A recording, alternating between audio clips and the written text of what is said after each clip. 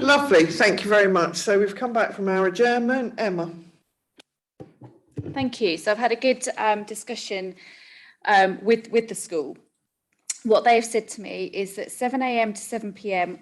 would be acceptable to them, with the exception of exam weeks or exam days. At that point, they would need to open up at 6:30 just so they've got enough time to get the school desks into the exam desks, into the unit, using the available to caretakers that they currently have. They would intend to get the desks in and out as infrequently as possible, but obviously it is dual use. So there may be occasions that they do have to put them in the hall and then take them back out if they've got a sporting activity, but that's extra time and resources for the schools, so they would minimise that as much as possible. In terms of evening use, 7 p.m. is usually acceptable, but they do need some openings up until 9 p.m. to allow some evening activities. And they have suggested, you'll be pleased to hear, Councillor Baxter, 5 would actually be appropriate for them. They're comfortable with that. Yes, we can try and put that into a condition, but essentially, just to recap, it would be 7 a.m. to 7 p.m.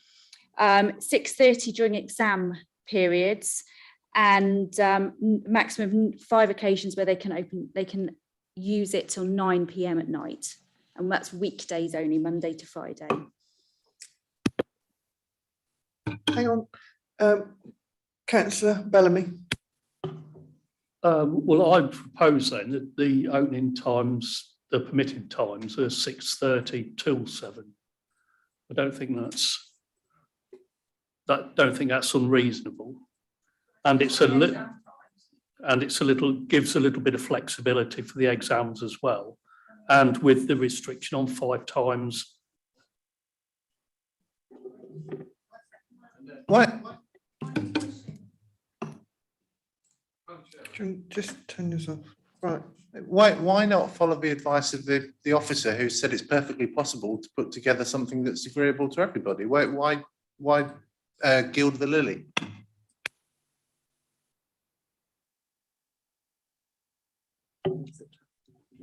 Well, what I was trying to do was get to something that was easily to word, if you like, rather than, because we might open at 6:30 to do this and the other. It isn't really a condition, is it?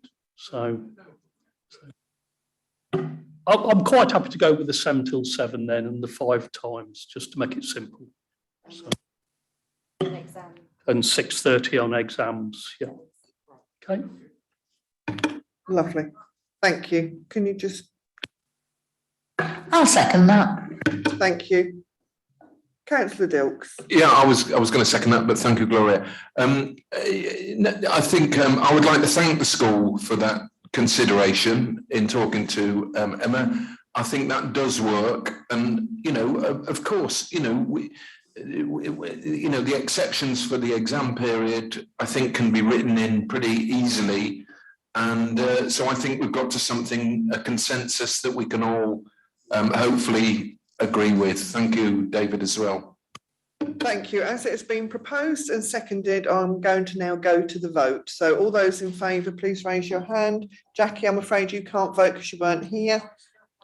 No. So that's 2, 4, 6, 8 in favour. Thank you.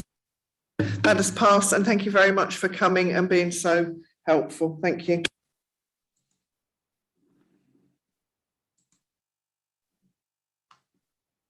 Right, item 7 has been deferred for consultation. We will now go on to agenda item 8. I believe Phil Jordan is presenting this one. Thank you, Phil. Thank you, Madam Chairman. Can you see my screen and hear me again? Yes, you're fine. Thank you, dear.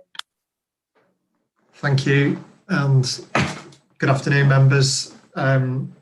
So this next application is S180904, erection of 121 dwellings and associated infrastructure at land at Manning Road, Bourne. Members will recall that it was previously resolved to approve the application at the 12th of May Planning Committee, subject to the conditions that were recommended and the completion of a Section 106 agreement.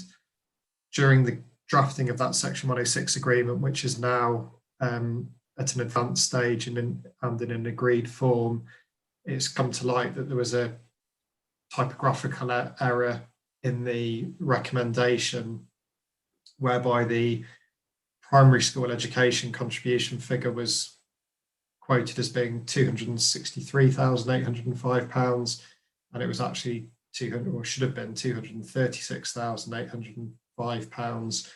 We've subsequently agreed that amendment with Lincolnshire County Council Education Department to be correct, and all parties are now agreed on that point.